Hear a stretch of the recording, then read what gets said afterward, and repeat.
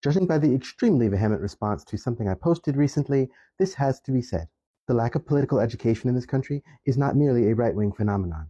I said something that I thought was pretty elemental, that liberalism was always essentially a middle position. It's always a compromise between leftists and conservatives, right? That's the entire idea of the ideology. And that's why people a long time ago, for decades, have been saying that liberals are moderates, liberals are centrists, because that was always the stated intention of that ideology. Now, let me say this very clearly. I'm not dunking on liberals. This is something that I didn't know until like 10 years ago when I got my political education from people who had been further left than I was. When I first discovered that none of this is new and that people have always been wary of liberalism as an ideology because it was never intended to be for the people.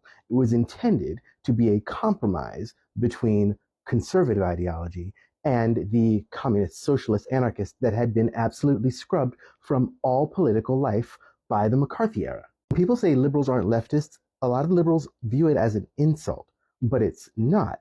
Now, if you want to be a leftist, please do, right? Get some more political education and understand that middle of the road, wonky stuff that is all about nibbling around the edges of the current system was always going to be essentially a capitulation to the way that things are, to the status quo in some way. And usually it's pushed by people who are college educated, who have a vested interest, essentially, in keeping things roughly as they are, even though they're against the worst of what the right wing in this country, which is what this country was founded on, has to offer. But the problem is that when you're trying to compromise between let's enslave or exterminate people and hey, how about absolutely not, fuck that, and you are leaning more towards the side of who's in power because you favor the structure, right? Because you want to keep the structure basically intact, that's why the Overton window keeps shifting. And the problem is that since conservative and liberal has been the only game in town, right? It's been the only thing that anybody talks about,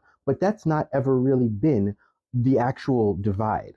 Liberals are a middle position by definition. Again, I am not making this up out of whole cloth.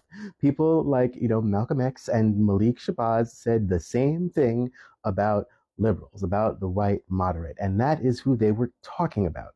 Because the idea is, and I say this all the time in my own words, y'all are essentially always compromising between your most racist family member and, the people who you view as like the loony left, right? As the radical radicals. And there is no compromise between let's exterminate people and hey, absolutely the fuck not. There isn't a compromise between that, right?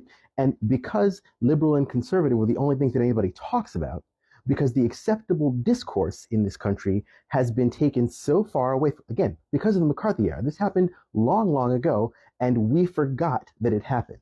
But now we're out of runway. The Overton window can't get any further right than fascism.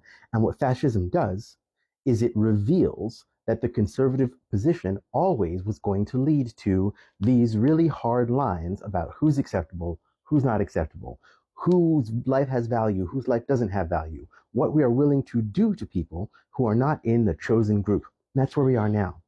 And that's when it has become very, very clear that you have to make a choice. You have to make a choice between, yes, let's throw people into alligator Auschwitz, and hey, how about we absolutely fucking not do that?